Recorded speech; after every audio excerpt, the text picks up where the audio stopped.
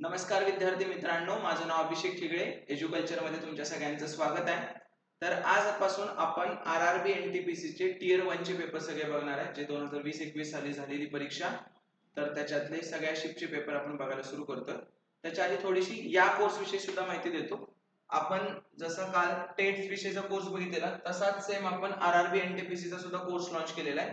या कोर्स मध्ये तुम्हाला काय काय मिळणार आहे? पुन्हा गणिताचे कन्सेप्ट लेक्चर, बुद्धिमत्तेचे कन्सेप्ट लेक्चर आणि एमपीएससी चे पीवायक्यू प्रश्न हे तर बाय डिफॉल्ट आहेतच.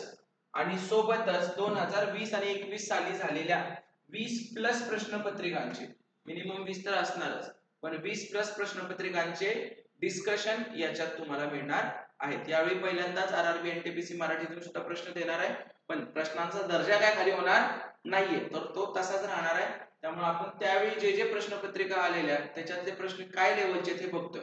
आणि जर तुम्हाला सांगायचं झालं तर गणित प्रिलिम्सला म्हणजे टियर 1 म्हणायचं असतं सेंट्रलच्या एक्झाम मध्ये, टियर 1 ला 30 प्रश्न गणिताचे असतात, 30 प्रश्न बुद्धिमत्तेचे, बरोबर. आणि हेच टियर 2 ला म्हणजे मेन्सला 35 प्रश्न गणिताचे, 35 प्रश्न बुद्धिमत्तेचे. म्हणजे ज्याचं गणित बुद्धिमत्ता चांगला आहे तोच फक्त हे करू शकतो या एक्झाम, बरोबर. त्यामुळे त्यासाठीच हा कोर्स लॉन्च केलेला आहे. ज्यांना हवा असेल त्यांनी एज्युकल्चर हे ॲप डाउनलोड करा आणि तिथं करंट एक्झाम्स मध्ये तुम्हाला आरआरबी एनटीपीसी हा कोर्स पहिल्याच नंबरला दिसून जाईल. आणि हा कोर्स नक्की जॉईन करा. तुमचं गणित सोडवण्याचं स्पीड वाढेल, तुम्हाला गणिताचे नवीन नवीन मेथड कळतील आणि मग स्कोर चांगला यायला तुम्हाला मदत होईल. ठीक आहे, तर आपण लगेच पहिल्या प्रश्नापासून सुरू करूया. तुम्हाला काही प्रॉब्लेम असतील तर माझ्या नंबरवर कधी मला विचारू शकता. इथं माझा नंबर दिलेला आहे बघा. आता कुठला बघतो आपण? आरआरबी क्वेश्चन पेपर 29 डिसेंबर 2020 ला झालेला शिफ्ट 2 मधला पेपर आहे हा. जे पण जेवढे मला मिळतील तेवढे सगळे पेपर मी घेतलेले आहेत आणि त्या सगळ्यांचं आपण डिस्कशन घेणार आहे. तर शिफ्ट 2 मधला 29 डिसेंबर 2020, डिसेंबर जानेवारी म्हणून ते 2020-21 म्हणायला. चला पाहू पहिला प्रश्न. हे क्वेश्चनचे आकडे काही असतील कारण हे मिसलेनियस होते प्रश्न, रॅन्डम आलेले त्या रिस्पॉन्स शीट मध्ये. बघा आता, A can do a work in 40 days. A can do a work in 40 days. आणि लेवल बऱ्यापैकी वरची असणार आहे, त्यामुळे ज्यांचं बेसिक चांगलं आहे त्यांना जास्त लवकर समजेल आणि मग इतरांना थोडंसं बेसिक चांगलं करून पीवायक्यू चे लेक्चर बघायला लागतील. कोर्स मध्ये तर आपण बेसिक पासून गेलोय, पण YouTube चं लेक्चर बघताना तुमचं थोडं बेसिक चांगलं असणं गरजेचं आहे. A can do a piece of work in 40 days. B can do the same work in 60 days. B can do the same work in 60 days. C can do the same work in 80 days. C can do the same work in 80 days. एवढं लिहून घेतलं. त्याच्यानंतरची पुढची procedure आपली काय असते? Work टाइमचा प्रश्न असेल तर यांचा लसावी एक आपण टोटल वर्क पकडतो. 40 60 100, 40 60 आणि 80 यांचा लसावी किती आहे? 240. म्हणजे आपण असं समजायचं की माझ्याकडे 240 बर्गर खायचं काम आहे. हे 40 दिवसात खातोय, मी 60 दिवसात, 80 दिवसात. हे 40 दिवसात खात असेल तर दिवसाला किती खाईल? 40 सख्ख. परत बी किती खाईल? दिवसाला 4. म्हणजे सी किती काय? दिवसाला 3. थोडक्यात त्यांची इफिशियन्सी काय? 6 4 3, बरोबर. स्पीड काय त्यांचं? 6 4 3 आहे. आता पुढे जाऊ आपण. They all together started the work. त्या सगळ्यांनी एक वर्क स्टार्ट केलं. आता मी हे त्यांची टाइमलाईन किंवा वर्क लाईन आहे तिघांनी सोबत स्टार्ट केलं. A plus B plus C तिघांनी सोबत स्टार्ट केलं. and A left 11 days before. आणि A काय झाला? काम संपायच्या 11 दिवस आधी सोडून गेला. फॉर एक्झाम्पल इथं 11 दिवस आधी असेल तर इथे एक काम करतोय का? नाही, एक काम करत नाही. म्हणजे तिथं कोण काम करणार आहे? बी आणि सी. पण पुढचं पण वाक्य वाचू. Before also be left 8 days before the completion of work. मग बी 8 दिवस आधी म्हणजे हे 3 दिवस, हे 8 दिवस झाले, हे 3 दिवस झाले, बरोबर. मग इथं ए सोडून गेला म्हणजे कोण कोण काम करते? इथं आता बी आणि सी काम करतात आणि इथं नंतर बी पण सोडून जातोय, तर शेवटच्या 8 दिवसात कोण काम करते? फक्त सी काम करते. कळाली टाइमलाईन? कळाली. सुरुवातीला तिघं सोबत काम करत होते. 11 दिवस आधी, 8 आणि 3 11, 11 दिवस आधी ए सोडून गेला म्हणजे इथे ए कुठे दिसतोय का तुम्हाला याच्यात? नाही. परत 8 दिवस आधी बी पण सोडून गेला म्हणजे शेवटचे 8 दिवस बी दिसतोय का तुम्हाला? नाही. मधल्या 3 दिवसात कोण असणार? 8 आणि 3 11 मध्ये बी आणि सी मधल्या 3 दिवसात दोघं काम करत असणार. आलो इथपर्यंत आपण. आता पुढे बघू आपण. Find the number of days then to complete the work. Complete the work. किती दिवस लागतील सगळं काम व्हायला? आपल्याला इथं 8 दिवस लागलेत, इथं 3 दिवस लागतात. आपल्याला काय पाहिजे? इथले दिवस काढायचे. करूया. टोटल वर्क नेहमी सेम असतं, बरोबर. आता एक छोटीशी गोष्ट माहित पाहिजे, total work is equal to काय पाहिजे तुम्हाला, efficiency into time. Total work is equal to efficiency into time. आता मला सांगा इथं कोण काम करतंय, सी. किती दिवस काम करतोय, 8 दिवस. मग सी ची इफिशियन्सी काय, दिवसाला किती करतोय तो, 3. मग 8 दिवसात तो किती करेल, 8 त्रिक 24. सी ने किती काम केलं, 24. इथं कोण कोण काम करते, बी प्लस सी. बरोबर, किती दिवस काम करतायत, 3 दिवस. बी प्लस सी दोघं मिळून किती काम करतायत, 7 दिवसाला 7 काम करतायत. तर 3 दिवसात किती करतील ते, 7 त्रिक 21 झालं. आणि आपल्याला टोटल वर्क माहिती आहे की टोटल वर्क किती आहे, 240. आणि एवढ्या बॅच मध्ये काम किती झाले, 21 आणि 24 मिळून काम किती झालं, 45. आलो इथपर्यंत. आता एवढं 240 काम आहे, त्यापैकी 45 काम इथं झाले. तर मग मला सांगा हे एवढ्या दिवसात किती काम होईल, इथं जे काही काम झालेलं आहे या बॅच मध्ये ते किती काम होईल, 240 वजा 45 होईल का नाही. 240 वजा 45 किती असतं, 195. मग एवढ्या दिवसात किती काम होईल, एवढ्या बॅच मध्ये किती काम होईल, 195. आणि हे काम करायला कोण कोण आहेत आपल्याकडे, ए बी सी आहेत, तिघं मिळून काम करतायत. मग तिघं मिळून दिवसाला किती काम करतायत, 6 4 10 3 13 काम करतात. तिघं मिळून दिवसाला 13 काम करतात, किंवा तिघं मिळून 13 बर्गर खातात एका दिवसात. तर 195 बर्गर खायला त्यांना किती वेळ लागेल, 195 भागिले 13. कळतंय. मग किती आलं, 13 1 13, 6 उरले, 13 5 65. मग सांगा मला मग किती दिवस लागले रे, 15 दिवस. आता विचारले काय, सगळं काम पूर्ण करायला किती दिवस लागतील, तर हे 15, हे 3 आणि हे 8. 15 आणि 3 18, आणि 18 आणि 18 26. 15 अधिक 3 अधिक 8 बरोबर सगळं काम करायला किती दिवस लागतील रे, 26 दिवस लागतील. समजलं का. पहिलाच प्रश्न होता आणि एकदम बाउन्सर, बरोबर की नाही होता ना, पण एकदम व्यवस्थित सांगितलं. एबीसी काम करत होते, 11 दिवसात ए निघून गेला, शेवटच्या 11 दिवसात ए नाहीये. परत 8 दिवसात सी निघून गेला, शेवटच्या 8 दिवसात बी निघून गेला, शेवटच्या 8 दिवसात बी नाहीये. हे मधलं जे 3 राहतंय हे टोटल 11 दिवस होते ना. मग हे 8 दिवस गेले, इथं 3 दिवसात कोण काम करते, बी प्लस सी काम करते. आणि मग हे परत 40 60 80 नसावे काढणे. हे तुम्ही जर 1/1 मेथडने अजून वर्क टाइम करत असाल तर मग हे असली गणित भयानक अवघड असतात 1/1 मेथडने. त्या मेथड अजिबात यूज करायची नाही, छोट्या छोट्या गणितांना उपयोग करतात, नाहीतर लय कॉम्प्लिकेटेड होतं. काय आन्सर 26 दिवस, ऑप्शन नंबर 2. तर ही लेवल आहे, पण अवघड नाहीये, हे पण सोपंच आहे, पण लेवल ही. ठीक आहे, चला पुढे बघू. सगळेच प्रश्न आहेत, जर 30 प्रश्न असतील तर तुम्हाला त्यातले 10 प्रश्न असे सापडतील. 30 प्रश्न आहेत ना, 30 प्रश्न त्याच्यातील तुम्हाला 10 पण नाही 8च पकडा. 15 प्रश्न एकदम सिंपल आणि 7 ते 8 प्रश्न असे मीडियम आणि हे 7 प्रश्न मीडियम, 8 प्रश्न मीडियम, 7 प्रश्न हार्ड असं. Find the unit digit of 432 चा 412 गुणिले 499 चा 431. एमपीएससी सोडून सगळीकडे नंबर सिस्टम हा टॉपिक खूप महत्त्वाचा आहे, ते एमपीएससी जास्त विचारत नाही. तर आपण आरआरबी एनटीपीसी च्या दृष्टीने बघतोय, फेमस प्रश्न आहेत आणि इझी प्रश्न आहेत. काय करायचंय, आपल्याला युनिट डिजिट काढायचंय. मग आधीच्या अंकांचा आपल्याशी घेतलेलंच नसतं. इथं काय रे, मग 2 चा कितवा आहे 412 आणि इथं काय 9 चा कितवा आहे 431.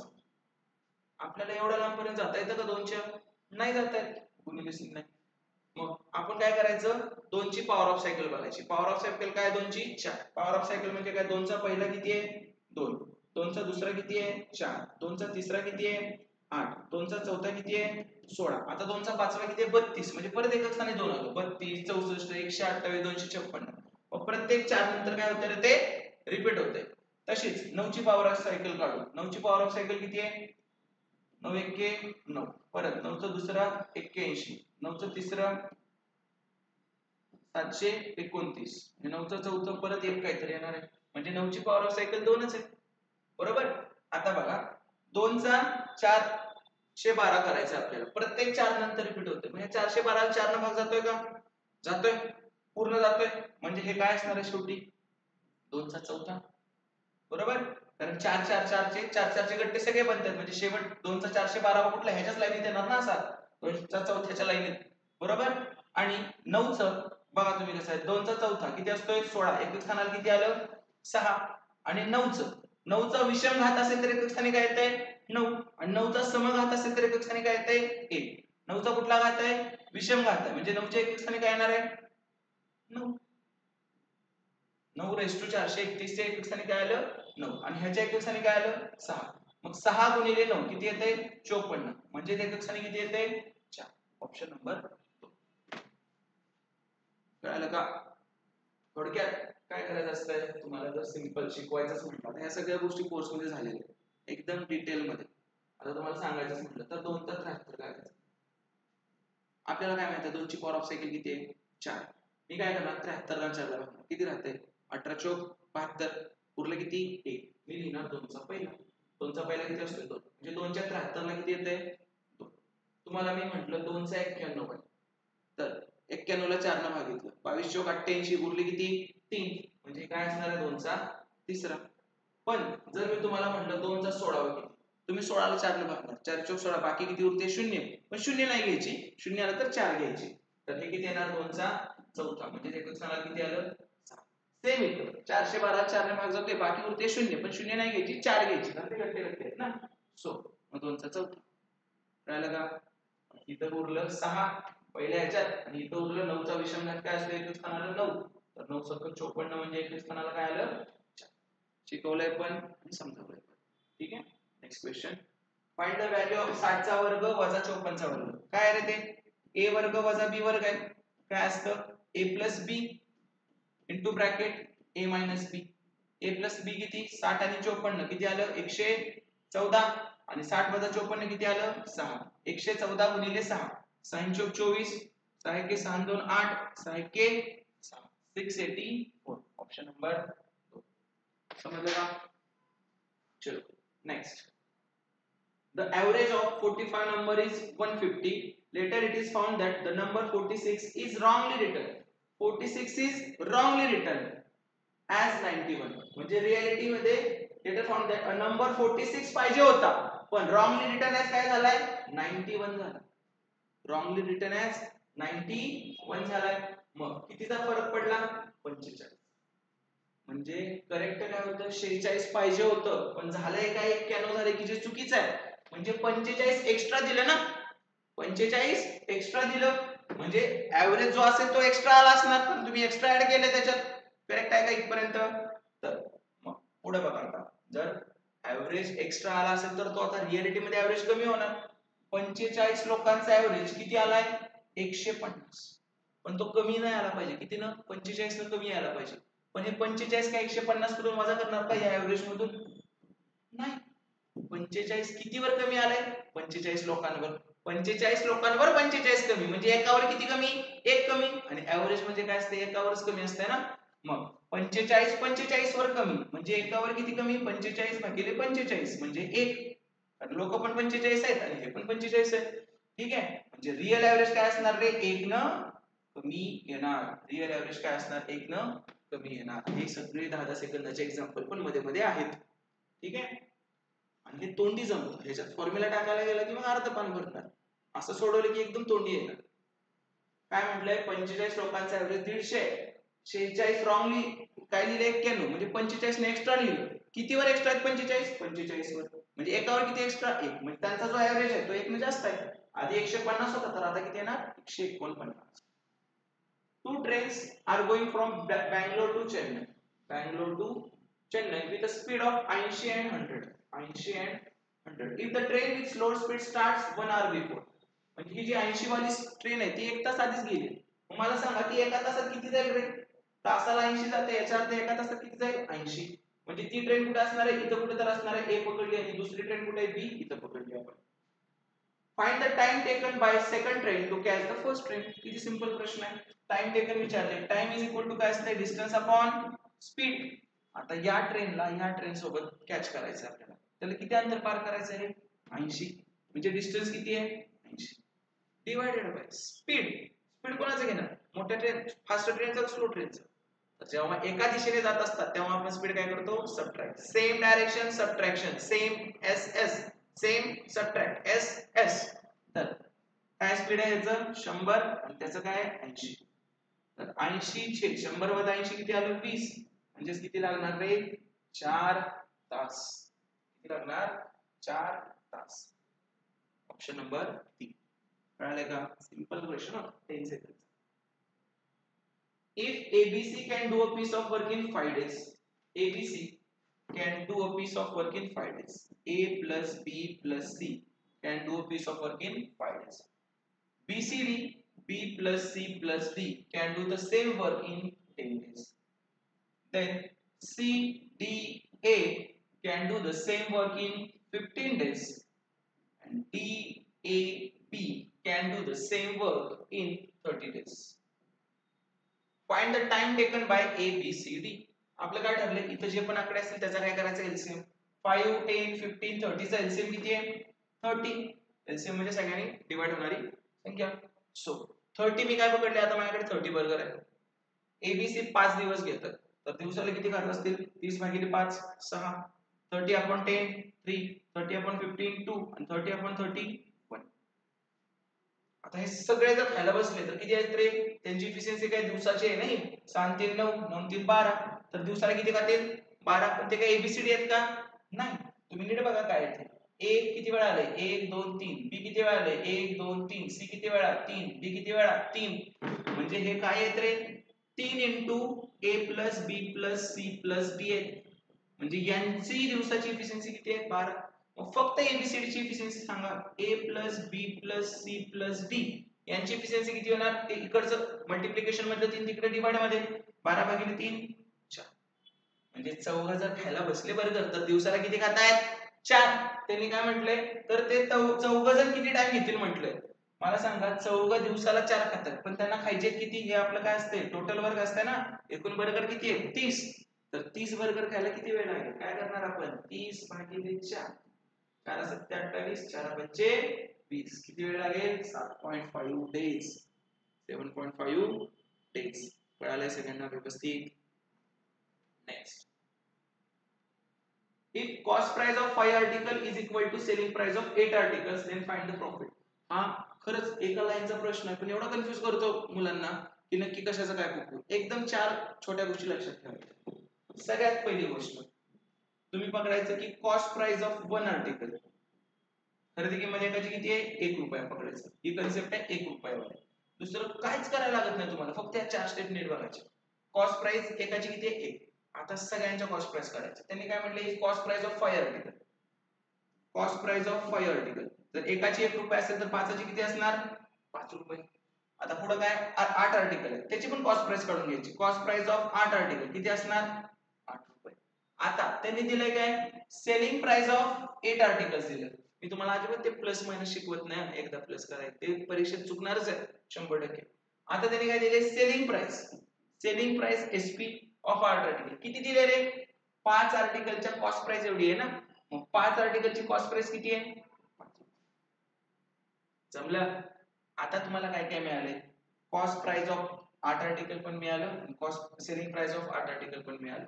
म्हणजे मला बघा 8 रुपये खरेदीची गोष्ट 5 रुपयाला विकली, म्हणजे 3 रुपये तोटा केला ना. म्हणजे 8 रुपयावर 3 रुपये तोटा केला तुम्ही. 8 वर 3 रुपये तोटा, तर 100 वर किती? असा प्रश्न आहे हा.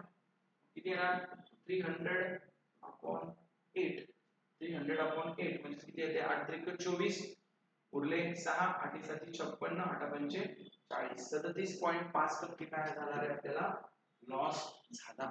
4 स्टेप लक्षात ठेवायच्या. एकाची कॉस्ट प्राइस 1 आणि जे पण दिले त्या सगळ्यांची कॉस्ट प्राइस, ज्याची सेलिंग प्राइस इक्वेट केली एवढंच. त्यांना कसं मिळवायचं कसं प्रूव्ह केलं या 4 स्टेप मध्ये होऊन जातं.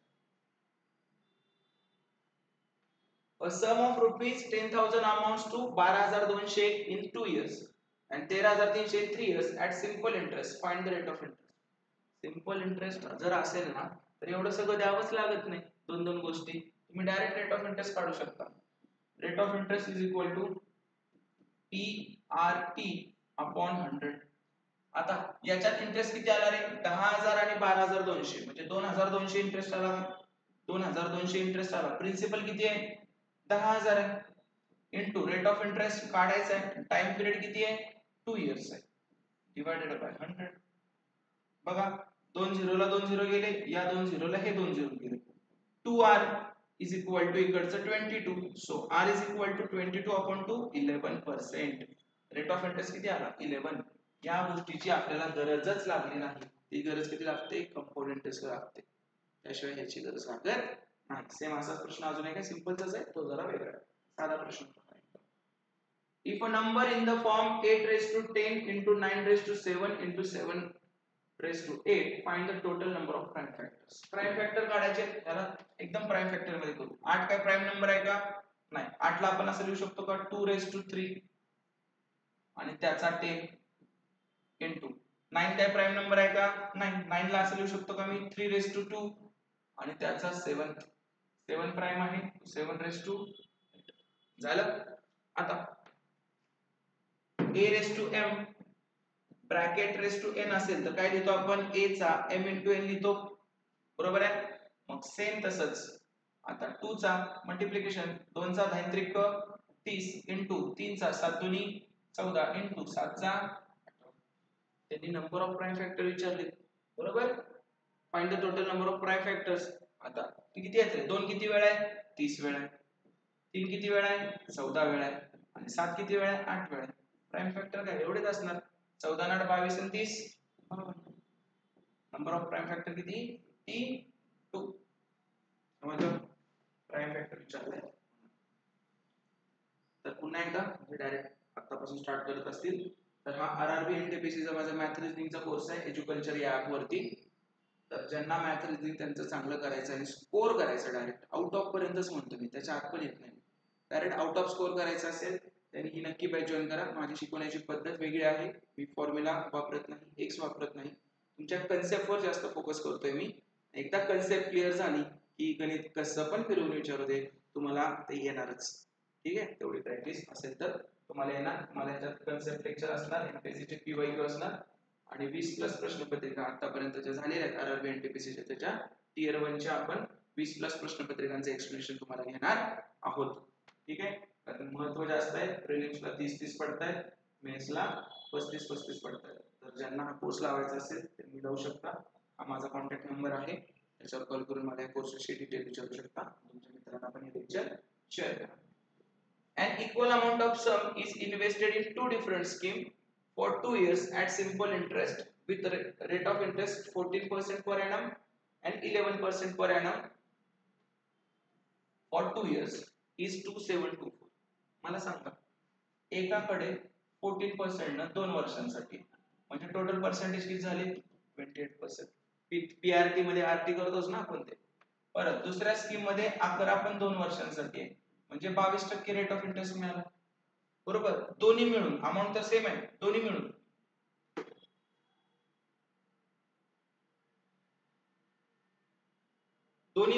रेट ऑफ इंटरेस्ट किती आहे? 28 + 22 50%, म्हणजे रेट ऑफ इंटरेस्ट किती मिळाला? 50%. आणि इंटरेस्ट किती आहे रे? 2724. मला सांगा, एखाद्या संख्येवर 50% इंटरेस्ट मिळाल्यावर ती हे बनत असेल तर ती संख्या त्याच्या दुप्पट असणार. 10चं 50% 5, 5च्या दुप्पटच आहे का 10? मग 100चं 50% 50, 50च्या दुप्पट आहे का 100?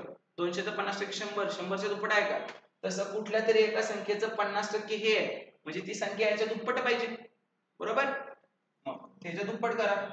2724 गुणिले 2, 2 8, 2 4, 2 14, 2 4 5, 5448. Option number.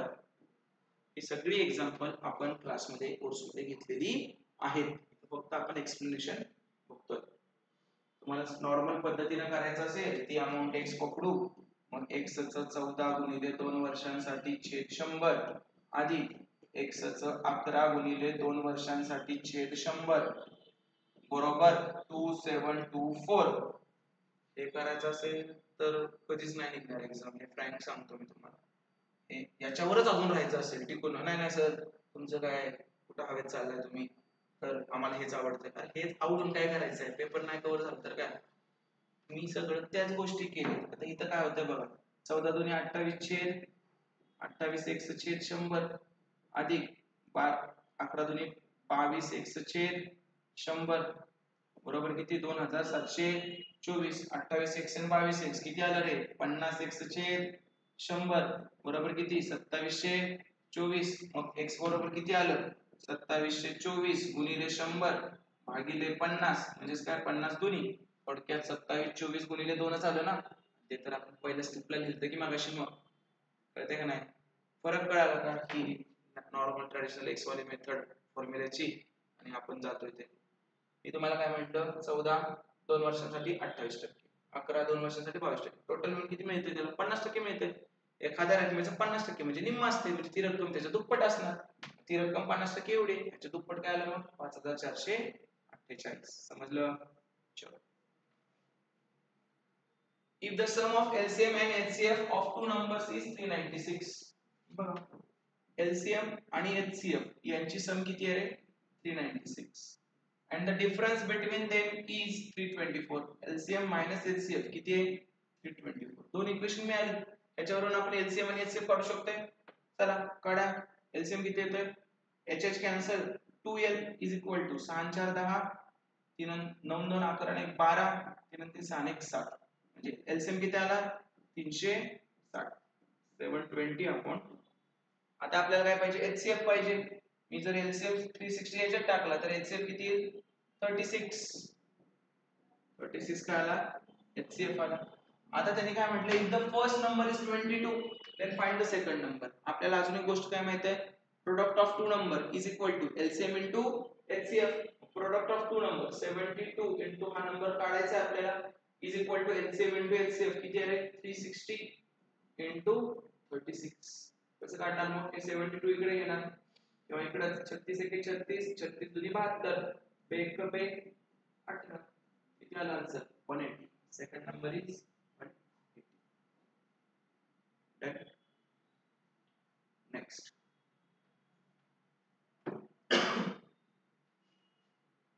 काय तर पाय चार्ट दिलाय, क्वेश्चन कडे येऊ. If the total number of person watching the web series is 1000 आहे. किती लोक बघतायत? 1000. Find the difference between the number of person watching the hostage. Hostage म्हणजे हे 30 and the good doctor. Good doctor म्हणजे ब्लँक 15. यांच्यातला डिफरन्स किती आहे टक्क्यांच्या भाषेत? 30 वजा 15, 15%. टोटल लोक किती आहेत? 1000. त्यांनी डिफरन्स विचारला म्हणजे 1000चं 15%. 200 200 गेले, 15 आहे 150. त्या दोन्ही वेब सिरीज बघणाऱ्यांचा डिफरन्स किती आहे? 150 लोकांचा डिफरन्स आहे. ऑप्शन नंबर 2 प्रश्न आहेत त्याच्यात, पुढे पण एक आहे. What is the ratio of the number of person watching Scam 1992 and Made in Heaven? Scam 1992 म्हणजे किती? 25 आणि Made in Heaven म्हणजे किती? 10. आता लोकांचा डिफरन्स विचारलाय, लोक तर टोटल सेमच आहेत ना, 1000, बरोबर. मग त्यांच्या टक्क्याचा रेशो म्हणजेच त्या लोकांचा रेशो, कारण 1000 गुणिले 25 चे 100, 1000 गुणिले 10 चे 100, ते 1000 आणि खालचं 100 कॅन्सलच होणार आहे. डायरेक्ट तू याचाच रेशो काढ. काय होतं याचा रेशो काढला तर 5 5 25, 5 दुनी 10, 5 बाय. समजलं व्यवस्थित सगळ्यांना? Next. If A is 6 times more efficient than B, A is 6 times more efficient than B. म्हणजे B जर 1 असेल तर 6 times more आहे. ओन्ली 6 टाइम्स नाही, 6 टाइम्स मोर आहे, म्हणजे 6 पट जास्त आहे. म्हणजे 1 ची 6 पट जास्त किती? 6, आणि ते जास्त आहे 1 मध्ये, म्हणजे ते किती येणार? 7. कळलं का? तुम्ही दुप्पट आहे म्हणल्यावर 1 चं 2 करता, 6 पट आहे म्हणल्यावर 1 चं 6 करता. 6 पट जास्त आहे म्हणजे तुम्ही 1 आहे, 6 पट जास्त म्हणजे 6 जास्त, म्हणजे 1 वर 6 जास्त म्हणजे किती? 7. हे लिहिता आलं तर गणित सुटतं. B takes 32 days. हे काय झालं? इफिशियन्सीचा रेशो. आता तुम्हाला माहित आहे total work is equal to efficiency into time असते, आणि टोटल वर्क नेहमी कॉन्स्टंट असते, त्यामुळे efficiency is inversely proportional to time. जशी जशी इफिशियन्सी वाढेल तसं टाइम कमी लागेल. बघा ना, तुम्ही एका दिवसात जास्त बर्गर खाल्ले तर संपवायला कमी वेळ लागेल ना, कमी खाल्ले तर संपवायला जास्त लागेल, उलट होतं. मग इफिशियन्सीचा रेशो 7 तास 1 असेल तर टाइमचा रेशो काय होणार? 1 तास 7. आता त्यांनी काय म्हटलंय? A is 6 times more efficient than B. B takes 32 days to complete the task.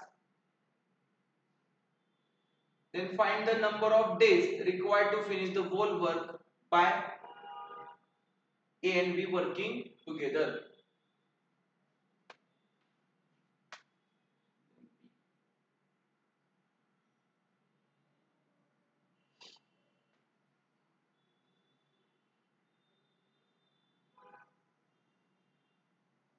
B takes 32 days to complete the task. बरोबर? 32 days to complete the task, म्हणजे बी ने किती घेतले 32 दिवस घेतले टास्क कंप्लीट करायला. तर आपल्याला विचारलंय काय की बाबा दोघांना मिळून काम करायला किती लागेल. आता टोटल वर्क बरोबर काय असतं इफिशियन्सी इंटू टाइम. बी चा टाइम किती आहे 32 आणि बी ची इफिशियन्सी किती आहे 1. सो टोटल वर्क काय आलं 32. दोघांना मिळून काम पूर्ण करायला किती वेळ लागेल. दोघं मिळून सोबत किती खातात रे बर्गर 7 आणि 1 8. टोटल वर्क किती आहे 32. पुन्हा हेच लावायचं total work is equal to efficiency into time. Total work 32 मिळाले. दोघांची मिळून कॅपॅसिटी किती आहे 4. तर टाइम किती लागेल 32/4 किती लागलं रे 8. किती टाइम लागला आपल्याला 8. नुसतं हे एवढं आलं पाहिजे होतं. आता 1 लागेल का सांगा बरं याच्यात. म्हणून simple total work is equal to man days is equal to constant आणि total work is equal to efficiency into time. या दोन मेथडने जायचं. सगळे एक्झाम्पल लिखतात तुमचे. 4x find the value of cos 20 cos 40 and cos 80. जेव्हा पण कधी असा क्वेश्चन असतो, कसा क्वेश्चन आहे बघा हा, मी याला असं लिहू शकतो का cos 20 आणि इकडे इंटू करतो cos 60 minus 20 आणि इकडे इंटू करतो cos 60 plus 20. आता ट्रिग्नोमेट्रीच्या काही काही गोष्टी आहेत गमतीशीर. ठीक आहे. तर कसं आहे हे structure cos theta into cos 60 minus theta into cos 60 plus theta. बरोबर आहे. तर याचा आन्सर असतं नेहमी 1/4 cos 60. हे स्ट्रक्चर आहे. लिहूया काय ना मग 1/4 cos 60. 1/4 cos 60 किती असतं 1/2. हे किती येणार 1/8. आता तुम्हाला ट्रिग्नोमेट्रीच्या छोट्या गोष्टी माहित पाहिजेत. sin 30 असतं 1/2 cos 60 असतं 1/2. परत सॉरी परत sin 60 √3/2 तसं cos 30 √3/2. sin 45 1/√2 cos 45 1/√2. या छोट्या छोट्या गोष्टी माहित पाहिजेत. काय आहे याचा आन्सर 1/8. ज्याला हे माहित आहे त्यासाठी हा 5 सेकंदचा क्वेश्चन आहे. ज्याला हे माहित नाही त्याला पानभर लागतं. हे वेगवेगळे रूल्स माहित पाहिजेत ट्रिग्नोमेट्रीचे. In an examination 55% student pass in English, 30% student pass in mathematics, 20% student pass in both. तर विचारलं आता कशाचा क्वेश्चन आहे A union B is equal to A plus B minus A intersection B. So पहिलं English मध्ये pass झालेले किती आहेत 55 प्लस मॅथमॅटिक्स मध्ये पास झालेले किती आहेत 35 आणि दोन्ही मध्ये पास झालेले किती आहेत 20. तर टोटल किती होतं हे 55 आणि 30. 90 वजा 20 70 आणि 70 म्हणजेच काय A union B. A union B काय असतं ऍटलीस्ट 1. ऍटलीस्ट 1 म्हणजे एकात तरी पास झालेले किती आहेत 70%. म्हणजे दोन्हीत नापास झालेले किती आहेत 30%. टोटल स्टुडंट किती असतात 100%. 70% स्टुडंट एकात तरी पास आहेत. म्हणजे दोन्हीत पास असलेले किती आहेत रे दोन्हीत नापास असलेले किती आहेत 30%. आता हे 30% आहेत पण त्यांच्या भाषेत किती स्टुडंटच्या भाषेत हे 1200. म्हणजे आपल्या 30%ला ते काय म्हणतात 1200 म्हणतात. तर आपल्या 1%ला किती म्हणतील ते 40. बरोबर. आता विचारलंय काय परीक्षेला किती बसले होते. परीक्षेला किती बसतात नेहमी 100%. कुठली पण गोष्ट सुरुवातीला किती असते 100%. तर 1% म्हणजे 40 आहे. तर 100% म्हणजे काय झालं 4000. तुम्हाला हे सेट थेरी पण आलं पाहिजे होतं इथे. आणि नंतर ही वाली आपली पर्सेंटेजची आपला आणि त्यांची वाली पद्धत. चलो next. In an election, Ram gets 40% of the total votes. Ram gets 40% of the total vote and Ranu gets 60% of the total vote. If the difference of their votes are 3500. मला सांगा पर्सेंटेजच्या भाषेत डिफरन्स किती आहे 20% आणि वोटच्या भाषेत difference किती आहे 3500. बरोबर. तर find the total number of votes. Total number of votes किती असणार मग सांगितल्याप्रमाणे 100%. मग आपल्या 20 ला ते किती म्हणतायत 3500. तर आपल्या 100 ला किती म्हणतील तुम्हाला काढायचं तर तुम्ही एक चक्कर काढू शकता.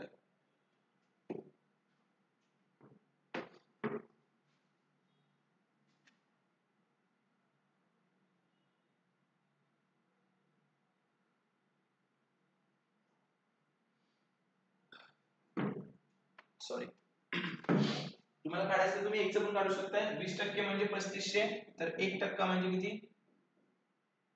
175. 1% म्हणजे 175, तर 100% म्हणजे किती असते 17,500. 2 शून्य वाढ. पुढचा प्रश्न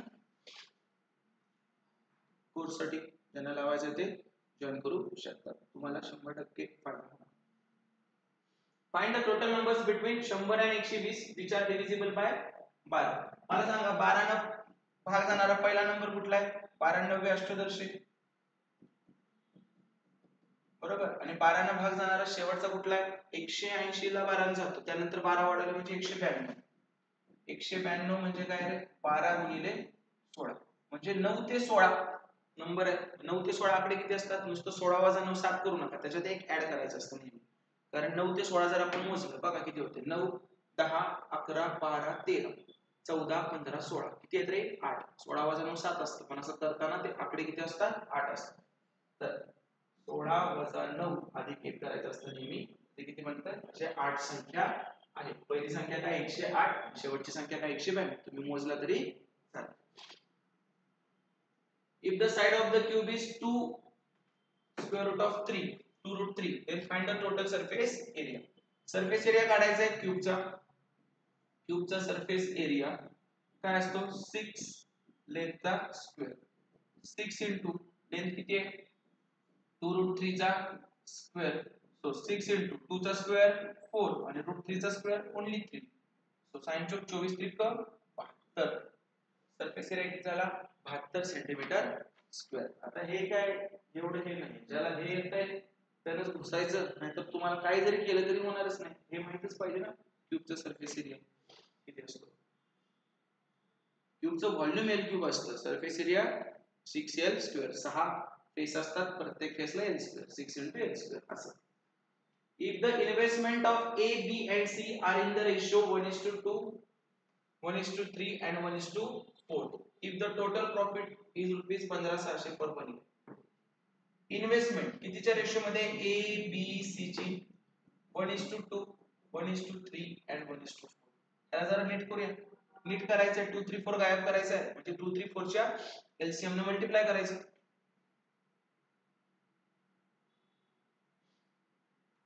2 3 4 च्या एलसीएम ने मल्टिप्लाय करायचं किती एलसीएम याचा 12 सगळ्याला 12 ने मल्टिप्लाय करू. बेस अक्क 12 3 चौक 12 आणि 4 त्रिकोण 12. आता जरा दिसायला चांगलं दिसतंय आधीपेक्षा. आधी रेशोचा रेशो व्हायला लागला आता चांगलं 6 4 3 सिंपल झालं. किती अमाउंट प्रॉफिट किती आहे 15,600. तुम्हाला किती डिवाइड करायचं आहे 15,600 टोटल आहे. आपल्या भाषेत टोटल किती आहे 6 4 10 3 13 म्हणजे आपल्या 13 ला ते किती म्हणतायत 15,600 म्हणतायत. मग आपल्या 1 ला किती म्हणतील 13 1 13 13 2 26 आणि हे 1200 करेक्ट. आपल्या 1 ला 1200 म्हटले ते. मग 1 ला जर 1200 असेल तर विचारलंय काय then to find the highest profit share. highest profit share कोणाचा आहे 6 म्हणजे A चा आहे. मग 1 म्हणजे 1200 तर 6 म्हणजे काय 12 7 72 किती आला हायेस्ट प्रॉफिट शेअर वाला 7200. तुम्हाला B चा काढायचा असेल तर 12 चौक 48 C चा काढायचा आहे 12 त्रिक 3600 4800 simple ratio. DF are the midpoints of side A B BC and C of triangle ABC. Simple आहे. हे जर तुम्ही असं घेतलं A B C याचे मिड पॉइंट काढले कोण आहेत ते D E F आहेत D E F D E F आहेत मिड पॉइंट इकडे तिकडे झाले असतील काही फरक नाही पडत. आता त्यांनी काय म्हटले area of triangle DEF area of triangle DEF is what percent of area of triangle ABC मोठ्याच्या किती आहे. आता तुम्हाला बघितलं तर सेकंड ट्रायंगल सिमिलर बनतात ते सेम सेम बनतात. मग त्याचा एरिया 1 पकडला याचा एरिया किती आहे 1 याचा पण 1 याचा पण 1 म्हणजे DF चा एरिया किती आहे 1 आणि पूर्ण ट्रायंगल ABC चा एरिया किती आहे 4 त्रिकोण आहेत ना असे. मग पर्सेंटेजच्या भाषेत किती आलं 1/4 गुणिले 100 म्हणजे किती रे 25%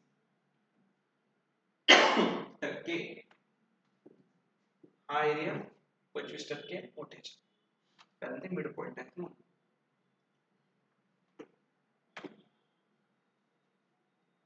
x cube plus y cube बरोबर 35 आहे आणि x प्लस y बरोबर 5 आहे. Then find the value of x raise to 4 plus y raise to 4. तुम्हाला एक छोट्या छोट्या गोष्टी लागतात याच्यात. काय काय गोष्टी लागतात तुम्हाला. सगळ्यात पहिल्यांदा लागतं तुम्हाला a plus B bracket square. a plus B bracket square त्याला आपण कसं लिहितो आजपर्यंत, a square plus B square plus 2ab असंच लिहिले सगळ्यांनी. आता ह्या गणितापुरतं हे असंच आहे, फक्त इथलं प्लस 2ab आपण काय करू, इकडे मायनस मध्ये टाकू किंवा हे असंच ठेवू प्लस 2ab. याला जरा नीट करूया. मला याच्या फॉर्मॅट मध्ये लिहायचं आहे कारण हे आपल्याला असं दिसतंय ना सगळं. a square plus B square is equal to काय येणार, a plus B bracket square minus 2ab येणार का नाही येणार. तीच गोष्ट लिहिली वेगळ्या पद्धतीने. हे पण मला असं माहित आहे a plus B bracket cube, काय करतो आपण याचं a cube plus B cube plus 3a square B plus 3ab square केलं असं. किंवा यालाच आपण छोटंसं काय लिहू शकतो, 3ab कॉमन काढलं तर आतमध्ये काय राहतंय a प्लस बी राहतंय. त्याला जरा वेगळ्या format a cube plus B cube, कारण ते पाहिजे ना आपल्याला, जे पाहिजे त्याच्यात लिहायला लागेल. a cube plus B cube बरोबर, हे याचंच लिहिलं, याचंच हे शॉर्टकट केलं. काय येणार मग, a plus B bracket cube minus 3ab a plus. समजलं का, कळलं सगळ्यांना व्यवस्थित.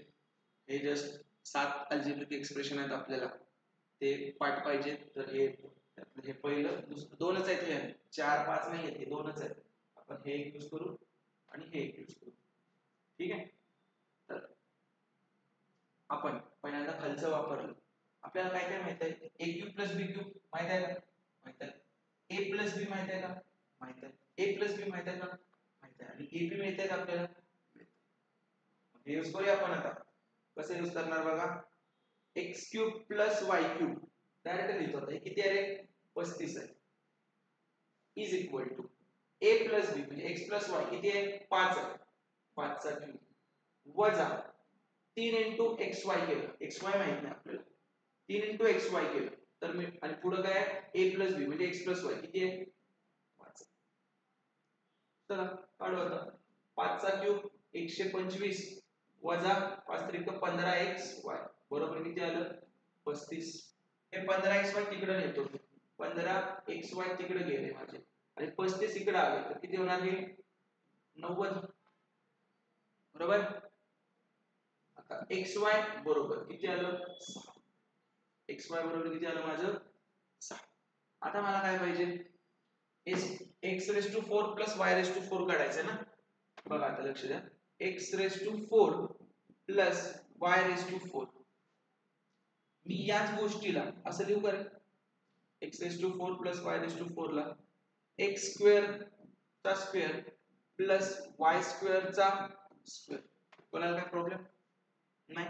आता हा जरा माझा फॉर्मॅट झाला का, a square plus b square. पण a square plus b square काय असतंय, a प्लस b ब्रॅकेटचा स्क्वेअर.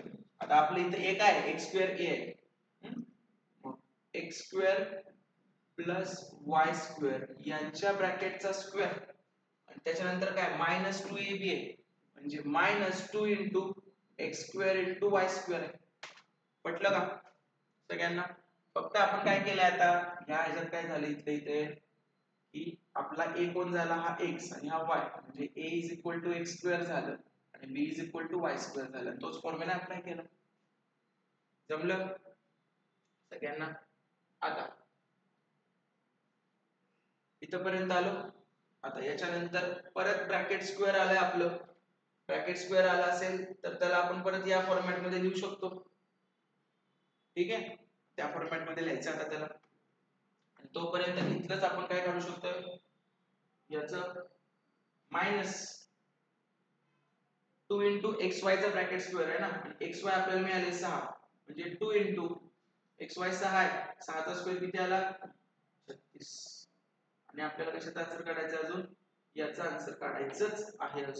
अजून त्याचा आन्सर मिळाला का, x square plus y square चं नाही मिळालं. मग x square plus y square काय असते, a प्लस बी म्हणजे x plus y,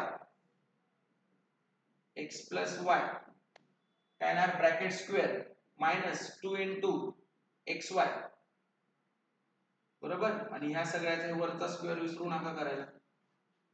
done. Value put करू. x प्लस वाय किती आहे? x प्लस वाय आहे 5. 5 चा वर्ग 25 वजा 2 इंटू एक्स वाय किती आहे 6 बेसक 12 याचा काय येणार वर्ग आणि वजा हे 36 दुनी काय येणार 72.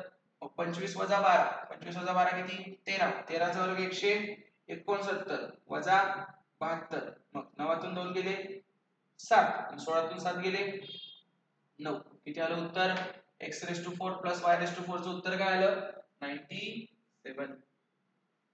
समजलंय का? कळलंय सगळ्यांना व्यवस्थित?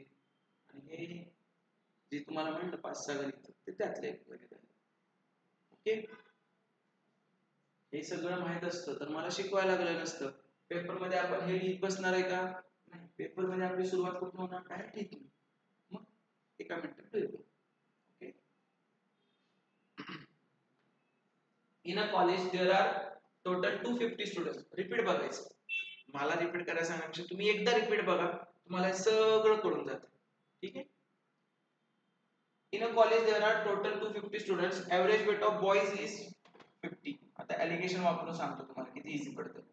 बॉयजचा एव्हरेज वेट किती आहे 50 and average weight of girls is 45. Average weight of girls is 45. आलो इथपर्यंत आपण. त्यानंतर त्यांनी काय विचारलंय पूर्ण क्लासचा पण एव्हरेज, ओव्हरऑल क्लासचा एव्हरेज किती आहे 48. हे असं लिहून घ्यायचं बॉयजचा गर्ल्सचा आणि क्लासचा. आता मोठ्यातून छोटं घालवायचं. 50 मधून 48 गेले 2, 48 मधून 45 गेले 3. हे काय आलं बॉय आणि गर्लचा रेशो काय असणार आहे 3:2. बरोबर. टोटल क्लास मध्ये स्टुडंट किती आहेत 250. आता मला सांगा आपले स्टुडंट किती आहेत 5. आपल्या 5 ला ते काय म्हणतायत 250. तर आपल्या 1 ला काय म्हणतील 50. आपल्या 1 ला 50 म्हणजे तर आपल्या 3 ला किती 150 आणि आपल्या 2 ला किती 100. त्यांनी काय विचारले what is the number of boys. Boys किती आहेत रे 150. आहे का नाही इझी? कुठे दिसते का x बॉय x पकडू मग गर्ल्स 250 वजा x पकडू. त्यानं होत नसतो पेपर कव्हर. जर तुम्हाला हे शिकायचं असेल तर कोर्स लावू शकता. आणि सगळं शिकवलेलं आहे इथं फक्त अप्लाय करतो. तरी पण समजावलंय मी बऱ्यापैकी, पण एवढं डिटेल होत नाही. मग 30 प्रश्नांना आपल्याला प्रत्येक प्रश्नाला 5-6 मिनिटं लागतात. 3 तासाचं लेक्चर होईल. बघा, a book seller gives 10% discount to his customer but he gets book on 30% discount on the market price. मला सांगा जर 100 रुपये किंमत असेल तो किती डिस्काउंट देतोय 10% डिस्काउंट देतोय. म्हणजे गिरायकाला किती देतोय 90 ला. पण त्याला ती गोष्ट कितीला मिळाली रे? त्याला ती गोष्ट 30% डिस्काउंटला मिळाली मर्चंट कडनं, तर डीलर कडनं, जो कोण असेल त्याच्याकडनं 30% डिस्काउंट म्हणजे त्याला कितीला मिळाली ती गोष्ट 70 ला. याचाच अर्थ काय झाला 70 रुपयाची गोष्ट दुकानदार कितीला विकतोय 90 ला. म्हणजे त्याला फायदा किती होतोय 20. पण तो फायदा आपल्याला कशात काढायचा पर्सेंटेज मध्ये. मग 70 रुपये वर 20 रुपये फायदा तर 100 वर किती शून्याला शून्य गेले 200/7. 7 दोन्ही 14 उरले किती 6. 7 8 56 उरले किती 4 छेद 7. 28.4/7%. 100 ची वस्तू 10% सूट मध्ये डिस्काउंट मध्ये 90 रुपयाला आणि त्याला ती मिळाली किती 30% डिस्काउंट मध्ये मिळाली त्याला ती. मग 100 वर 30% डिस्काउंट 70. बरोबर. मग 70 रुपयाची गोष्ट त्याला मिळाली ती त्याने 90 रुपयाला विकली म्हणजे 20 रुपयाचा फायदा. 70 वर 20 तर 100 वर किती. कॅल्क्युलेशन हा तुमचा पार्ट आहे. कन्सेप्ट समजायला मिळाला. पुढे find the smallest perfect square number divisible by 12, 15 आणि 18. मला आधी हे काढायला लागेल की 12, 15 आणि 18 ने भाग जाणारी लहानात लहान संख्या. 12, 15 आणि 18 याने भाग जाणारी लहानात लहान संख्या किती आहे म्हणजे यांचा एलसीएम. यांचा एलसीएम किती आहे 180. हे पाठ पाहिजे गोष्टी 12, 15, 18 चा एलसीएम 180. पण 180 काय स्क्वेअर नंबर आहे का? नाही. मला स्क्वेअर मध्ये कन्वर्ट करायला गेलं तर कितीने मल्टिप्लाय करू मग कसं ओळखायचं? अंदाजपंच करत बसायचं का? बिलकुल नाही. याचे फॅक्टर पाडायचे 180 चे. काय काय पडतात फॅक्टर 180 चे? सगळ्यात पहिला फॅक्टर 9 गुणिले 20 आणि 20 ला पण 4 गुणिले 5. असेच फॅक्टर का पडले मी? वर्ग संख्यांवाले फॅक्टर पडले. आता वर्ग संख्यांचे फॅक्टर जेव्हा पडतं 9 चा वर्गमूळ निघतंय का? निघतंय. 4 चा वर्गमूळ निघतंय का? निघतंय. मग एखादी संख्या पूर्ण वर्ग पाहिजे याचा अर्थ प्रत्येक फॅक्टर दोनदा पाहिजे. याच्यात 3 3 आहे, याच्यात 2 2 आहे. पण ह्या 5 ला जोडीदार आहे का? नाही. म्हणून याचा वर्ग निघत नाही. 5 ला जोडीदार द्यायला किती 5 नको ना गुणलं ती संख्या कुठली आता पाचा पाचा 25, 25 चोक 100, 100 नव्वे 900. जे पण काही एकटं राहील त्याला जोडीदार देत बसायचं. तुम्हाला थोडक्यात सांगतो. 25 25 चा वर्गमूळ का निघतं? कारण त्याच्यात 5 गुणिले 5. 16 16 चा वर्गमूळ का निघतं? कारण त्याच्यात 4 गुणिले 4. बरोबर. आता तसं 40 चा वर्गमूळ निघत नाही का? त्याच्यात काय काय बघा. 40 मध्ये 4 गुणिले 10. या 4 मध्ये 2 2 आहेत. बरोबर. पण या 10 ला जोडीदार आहे का? नाही. म्हणून किती गुणायला लागतंय? 10. 40 ला 10 गुणलं 400. 400 आहे का वर्ग? आहे 20 चा. म्हणजे वर्ग संख्या असण्यासाठी प्रत्येक फॅक्टरची किती पाहिजे रे? 2 वेळा प्रत्येक फॅक्टर पाहिजे. Triangle ABC and triangle PQR are similar to each other. Ratio of area of triangle ABC upon area of triangle PQR is किती आहे म्हटलं त्यांनी? is 1:16. is 1:16. ट्रायंगलचा सिंपल फॉर्म्युला काय असतो? हाफ बेस इनटू हाईट असतं का? ह्या दोन्ही पण लेंथ आहे. म्हणजे एरियाचं युनिट काय असते? स्क्वेअर मध्ये असते. मग हा रेशो पण काय असणार आहे? स्क्वेअर मध्ये असणार आहे. मग ह्या दोन्हीचं स्क्वेअर रूट घेतलं तर आपल्याला साइडचा रेशो मिळेल. साइड्स म्हणजे बाजूंचा रेशो मिळेल आपल्याला. मग ह्या बाजूंचा रेशो काय येणार? 1 चा स्क्वेअर रूट 1 आणि 16 चा स्क्वेअर रूट 4. त्यांनी काय सांगितलंय? And the length of the side AC 28. AC म्हणजे पहिल्या ABC वाल्याची बाजू आणि PQR वाल्याची बाजू. तर AC किती सांगितले त्यांनी? 28. तर एक दुसरं काय विचारले? PR किती? म्हणजे याची बाजू.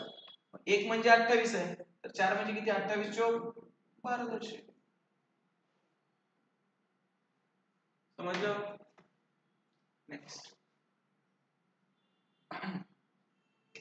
Find the value of 64 divided by 8 plus 3 cube.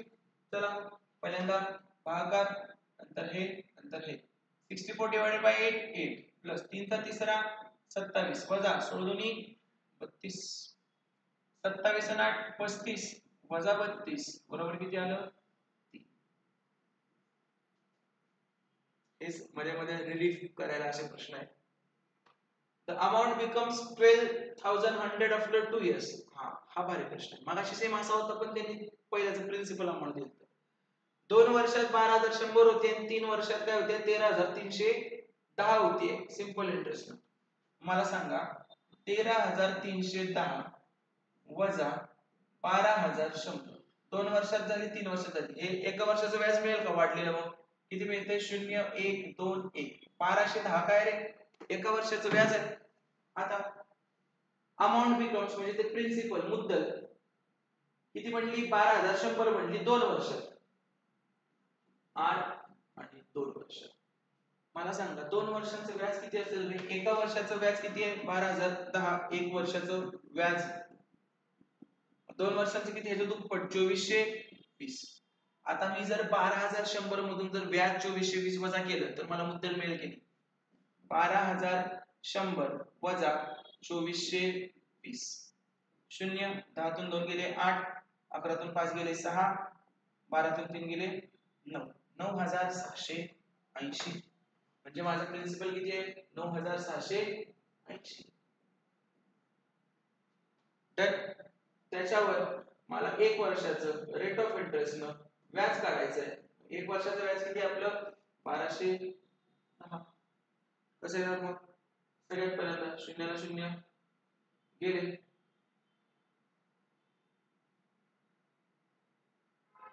एकच मिनिट.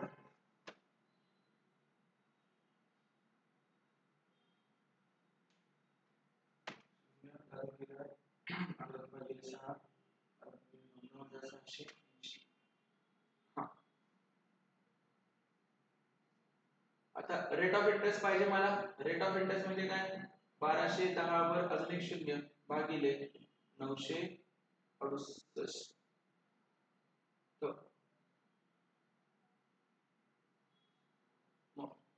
एक एक गोष्टीनं मल्टिप्लाय करत बसायला लागेल आता आपल्याला.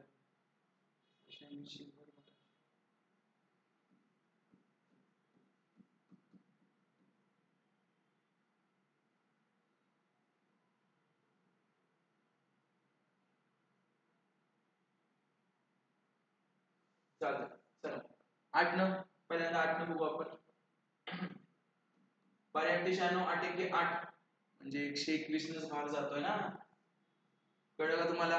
मग काय येणार 121 गुणिले 8 झालं. म्हणजेच काय आलं 100/8 म्हणजेच काय 12.5%. मोठं आलं म्हणून जरा हे झालं, पण 121 ची 8 पटच असते.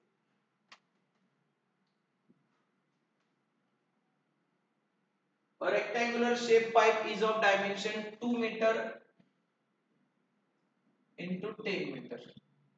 If water is running at 10 km per hour, speed किती आहे 10 km per hour म्हणजे 10 into 5/80 मीटर पर सेकंड. आणि नंतर काय विचारलं त्यांनी, फाइंड द व्हॉल्यूम. व्हॉल्यूम काय असतं व्हॉल्यूम, मिनिट पण दिलेत का 15 मिनिट्स, टाइम काय दिलाय 15 मिनिट्स. व्हॉल्यूमचे युनिट काय असतं मीटर क्यूब. आपल्याकडे दोन डायमेन्शन, एक 2 मीटर आहे, एक 3. तिसरं डायमेन्शन पाहिजे, ही ट्यूब आहे, त्याचं दिलंय त्यांनी हे बघ, इकडचं आणि तिकडचं असं लेंथ आणि ब्रेथ दिले. आता हाईट पाहिजे, हाईट. आता अजून एक गोष्ट पाहिजे आपल्याला, डिस्टन्स पाहिजे नाही. ते डिस्टन्स स्पीड इनटू टाइम वरून काढू शकतो का? Distance is equal to speed into time. Speed किती आहे 10 गुणिले 518 मीटर पर सेकंद. आणि टाइमचं पण सेकंड करायला लागेल 15 गुणिले 60. 15 गुणिले 60 केलं. आता काय काय शब्द आहे बघा याच्यातून, 3 सका 18, 3 5 15, साइन द्या 60 म्हणजे काय आलं 5 5 25 आणि हे किती आलं 2500 मीटर. म्हणजे तिसरं जे लागणार होतं आपल्याला व्हॉल्यूम काढायला ते किती आहे 2500 मीटर. मग 10 दुनी 20, 20 गुणिले 25, 25 दुनी 50, 50,000 मीटर क्यूब व्हॉल्यूम पाहिजे होता. दोन लेंथ माहित होत्या, तिसरी लेंथ काढायची होती. लेंथ म्हणजे डिस्टन्स असते. डिस्टन्स कशातून काढलं, स्पीड इनटू टाइम ना डिस्टन्स काढलं. तुम्हाला गणित नवीन जरी वाटलं तरी फक्त युनिट वर सुद्धा तुम्ही सॉल्व्ह करू शकता. What will be the height of the building from point 25 meter away from the base? हा पॉइंट आहे 25 meter away from the base. If the angle of elevation of the top of the building, angle of elevation किती आहे top of the building चा 30. तर विचारलं काय what will be the height, he height विचारली आपल्याला h. ठीक आहे. आता करायचं काय मग आपल्याला sin 30. sin 30 काय असतं, sin थीटा काय असतं अपोजिट साइड अपॉन हायपोटेन्यूस म्हणजे हा वाला. ठीक आहे. मग अपोजिट ही हाईट आहे आणि हा हायपो आहे. हायपो अपोजिट किती आहे 20 आणि हायपोटेन्यूस किती आहे माहित नाही. sin 30 काय असतं 1/2 मगाशी सांगितलेलं. सो हायपोटेन्यूस किती येणार, हायपोटेन्यूस येणार 40. हायपोटेन्यूस किती आला आपला 20 दुनी 40. जमलं. मग आता मला सांगा, तुम्हाला तुमचा हायपोटेन्यूस मिळाला 40, तुम्हाला ही बाजू माहिती आहे 20. पायथागोरस थेरम लावूया. 40 चा वर्ग वजा 20 चा वर्ग, 40 चा वर्ग वजा 20 चा वर्ग. जमलं.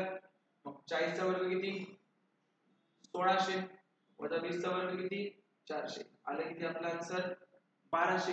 आता 1200 तर नुसतं लिहून चालत नाही, 1200 चा स्क्वेअर रूट पाहिजे ना, त्या बाजूचा पण वर्ग असतो हा.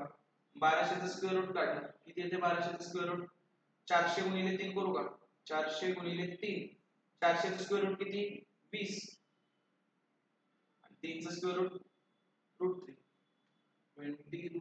त्याचं पुढे आपलं अरे सॉरी हे किती आहे 25 होतं ना, 25 हायपोटेन्यूस किती आला 50 आला हायपोटेन्यूस.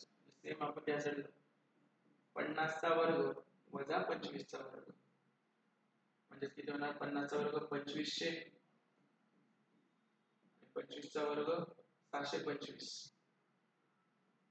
आपण असं पडलं a + b a - b 50 आणि 25 75, 75 गुणिले 50 वजा 25 25. आपल्याला याचा स्क्वेअर रूट काढायचा. बरोबर. कसं काढणार, त्या 75 ला 25 गुणिले 3 करू, इकडे 25, 2 25 चा स्क्वेअर रूट काय येणार 1 25 आणि √3 तसंच्या तसं 25√3.